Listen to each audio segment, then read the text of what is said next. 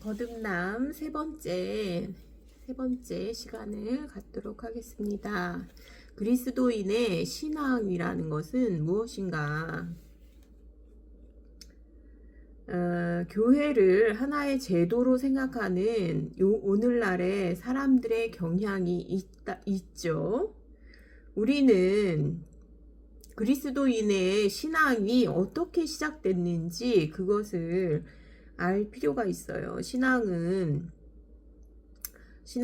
어떤 제도가 아니었어요. 그러니까 신앙은 복음, 좋은 소식, 즉 온 세상을 위한 참되고 유일한 복음이라는 사실을 알아야 되죠.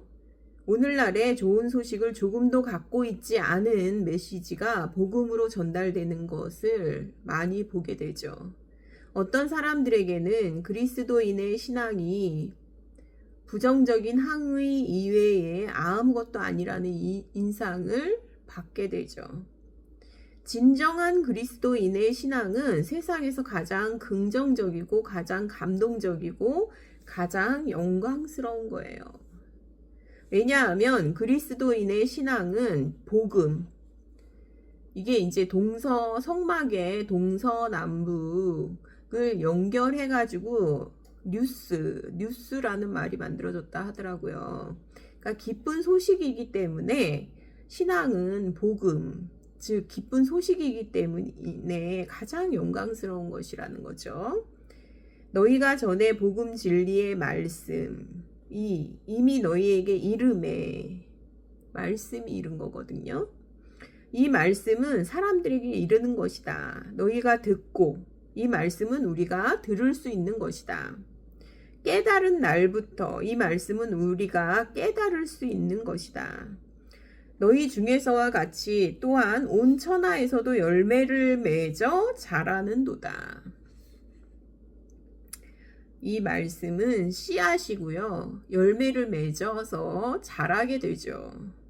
이와 같이 우리와 함께 종된 사랑하는 에바브라에게 너희가 배웠나니. 그리스도인의 신앙은 최초로 자신을 전달할 때 감정이나 의지에 전달하는 것이 아니라 지성에 전달한다는 거예요. 지성에. 오늘날 많은 사람들이 그리스도인 신앙의 메시지를 모호하고 일반적인 정신으로 생각하고 있는데 잘못되었죠. 어떤 사람들은 그리스도인 신앙은 가르치는 것이 아니라 감염시키는 것이라고 말하기까지 해요. 이렇게 말하는 것은 그리스도인 신앙이 지성으로 이해하거나 전달받는 것이 아니라 감화되는 놀라운 정신이라는 것이다. 극기의 정신, 박애의 정신, 다른 사람들을 돕고 선을 행하는 등의 의향이라는 것이죠. 그러나 그리스도인의 신앙은 받는 것이고요. 묘사될 수 있는 것이 아니라 받는 것이고요. 그리스도인의 신앙에 의해 사람이 압도당할 때 그 존재를 깨닫게 된다는 거예요. 모호한 개념이나 주관적인 상황은 아니라는 거죠. 모호한 개념이나 주관적인 상황이 아니라는 거예요. 또 다른 사람들은 그리스도인 신앙을 일반적인 도덕의 악량, 사람들을 약간 더 행복하게 하는 것, 편하게 하는 것, 이런 것처럼 이제 생각하기도 하는데요. 그런 게 아니라는 거죠. 이것은 그리스도인의 신앙은 아주 분명한 거라는 거예요. 그래서 진리라고 하는 거예요. 진리, 명제거든요. 명제. 그래서 지성에 전달이 돼야 된다는 거죠. 그리스도인의 신앙은 먼저 우리의 지성, 우리의 이해력에 도달하는 메시지라는 거죠.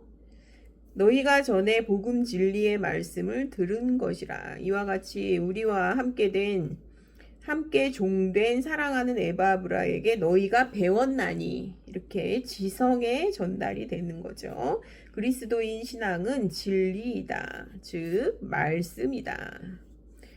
또한 명백히 말하자면 가르침의 집합체이다.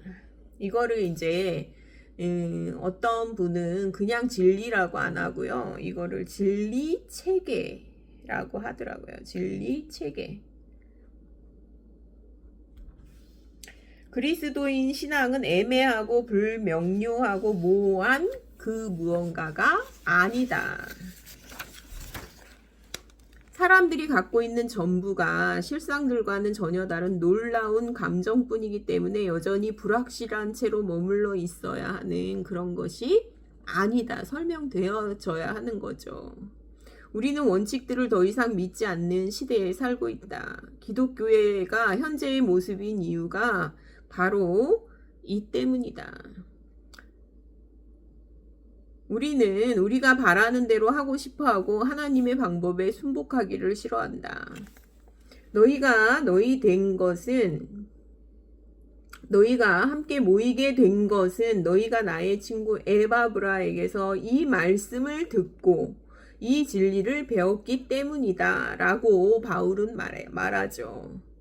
이것은 사도 바울이 말하는 교회는 사도들과 선지자들의 터 위에 에베소서 2장 20절에 이렇게 세워진다는 거예요. 진리를 배웠기 때문이다. 사도 바울은 디모데에게 이렇게 말한다. 내게 부탁한 것, 내가 받은 아름다운 것을 지키라. 그 메시지를 지키고 보호하고 굳게 고수하라. 디모데후서 1장 13절 14절. 이 진리, 이 믿음, 이게 이제 복음, 이게 그리스도인의 신앙이라는 거죠. 그러면 이 진리, 이 믿음은 무엇인가? 형제들아, 내가 너희에게 전한 복음을 너희로 알게 하노니 이는 너희가 받은 것이요 또 그 가운데 선 것이라. 너희가 만일 나의 전한 그 말을 굳게 지키고 헛되이 믿지 아니하였으면 이로 말미암아 구원을 얻으리라. 고린도전서 15장 1절 2절. 너희가 만일 나의 전한 그 말을 굳게 지키고, 그 말이라는 것은 일단의 교리이다. 진리 체계이다. 헛되이 믿지 아니하였으면 이로 말미암아 구원을 얻으리라. 영의 구원을 말하는 거죠. 거듭남을 받게 된다. 내가 받은 것을 먼저 너희에게 전하였노니 이는 성경대로 그리스도께서 우리 죄를 위하여 죽으시고 장사 지낸 바 되었다가 성경대로 사흘 만에 다시 살아나사. 거듭남을 말하고 있잖아요. 그죠? 신약 성경은 사도들과 사도들이 파송하여 자신들을 대신하여 일을 하게 한 에바브라와 같은 많은 사람들이 교리의 집합체, 진리 체계를 갖고 있었다고 우리에게 말해줘요. 그들은 모두 동일한 교리를 전파했어요. 동일한 교리를 전파했죠. 베드로에게 역사하사 그를 할례자의 사도로 삼으신 이가 또한 내게 역사하사 나를 이방인에게 사도로 삼으셨느니라. 이렇게 바울은 갈라디아서 2장 8절에서 말하고 있어요. 요한과 바울, 그리고 바울과 야고보 간에 차이가 없었다는 거예요. 진리 체계가 똑같았다는 거예요. 그래서 모두 똑같은 메시지를 전파하고 있었다는 거죠. 그러니까 무엇을 믿든지 문제가 되지 않는다는 말을 할 수가 없어요. 그리스도인의 신앙은 매우 명확한 교리의 집합체 위에 세워진 것이라는 거예요. 이게 교회가 시작된 방식이죠. 그래서 교회에 어려운 문제들이 일어났을 때 사람들은 이것은 잘못되었다, 내가 말하는 바는 이것이다 라고 말하고 회의를 소집하곤 했는데, 진리의 집합체를 믿지 않는다면 어떤 사람이 잘못된 것을 가르칠 때 확인할 방법이 없다. 진리의 집합체이기 때문에 이게 공통되는 공통되는 그게 진리 체계가 있다는 거예요. 신약 성경은 이단의 위험에 대해 명확하게 말한다. 누구든지 이 교훈을 가지지 않고 너희에게 나아가거든 그를 집에 들이지도 말고 인사도 말라. 그에게 인사하는 자는 그 악한 일에 참여하는 자임이니라. 요한 2서 10절 11절. 요한은 사람이 무엇을 믿는가 하는 것이 이처럼 중요하다고 말한다. 또한 사이비 종교들과 여러 가지 견해들이 있다. 그들은 이렇게 말한다.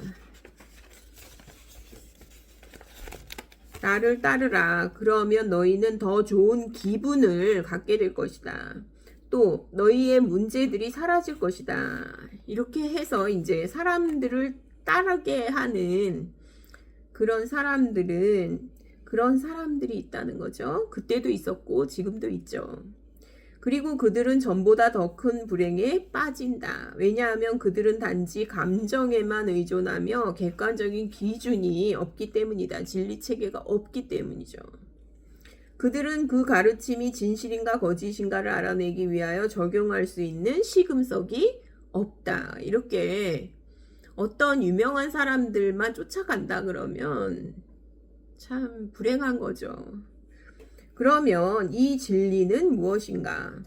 그리스도 신앙의 메시지는 이 사도의 교리 외에 아무것도 아니다. 사도의 교리는 성경에서 발견되는 가르침이다. 우리는 여기에 더해서도 안 되고 빼서도 안 된다.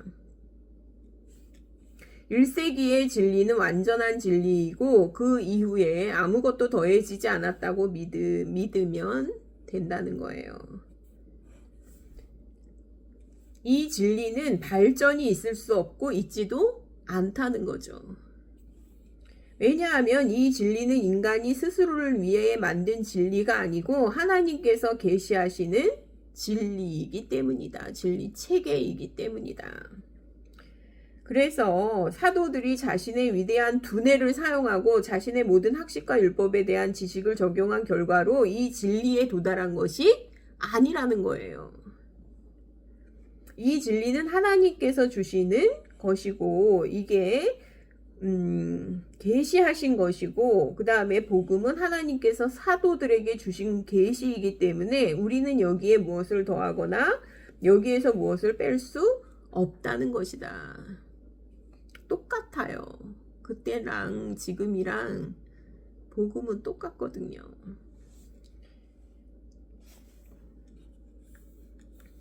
성경의 가르침은 단 한 번 영원히 성도들에게 주어진 진리이다.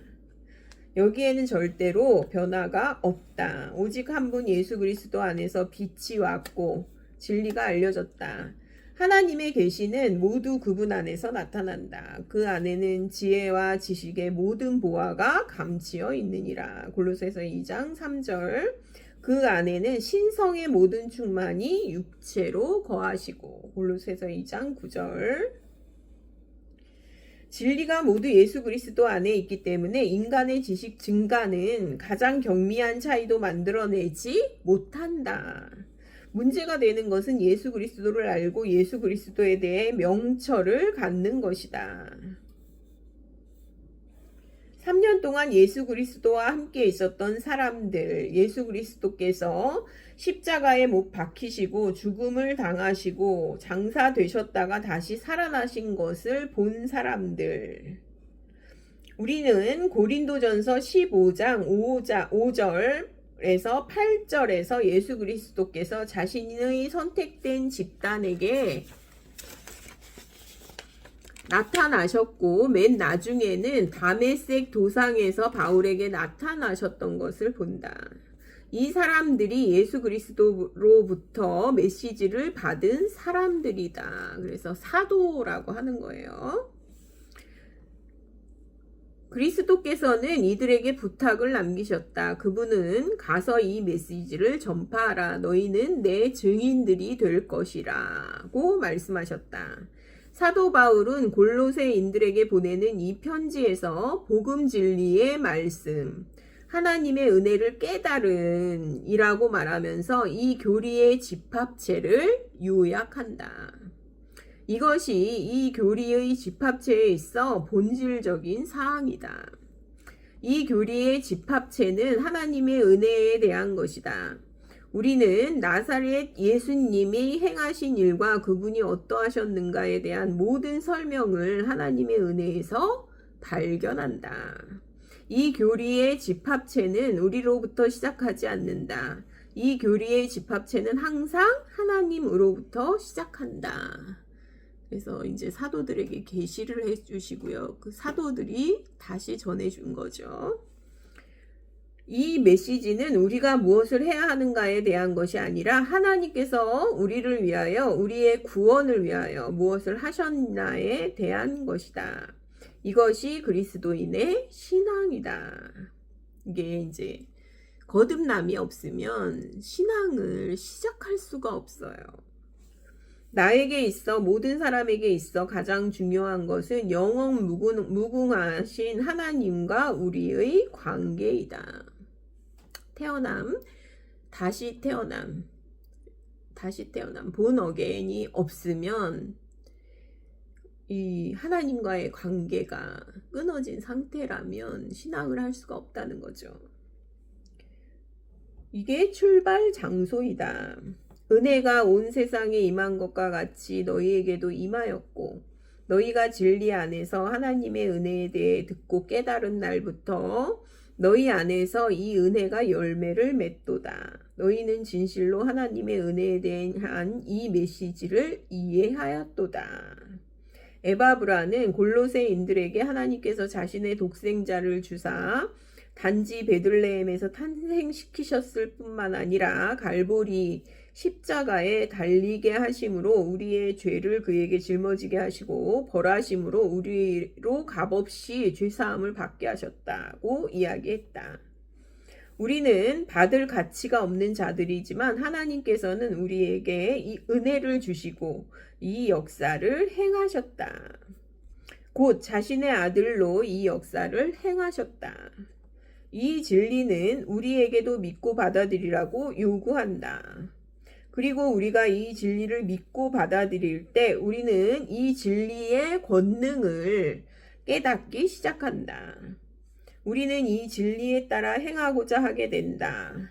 그리고 우리는 이 진리가 우리에게 이 진리에 따라 행할 수 있는 능력을 주고 또한 평생 동안 이 땅에서 하나님을 따르고 하나님의 영광스러운 임재하신 가운데 영혼을 보낼 수 있는 능력을 준다는 것을 깨닫게 될 것이다.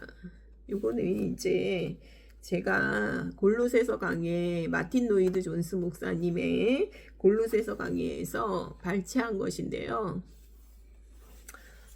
그리스도인의 거듭남, 그리스도인의 신앙은 이 거듭남에서 시작된다라는 것을 역시 마틴 로이드 존스 목사님도 그렇게 말하고 있죠. 이것은 진리 체계이고 이것은 우리의 지성에 전달이 돼요.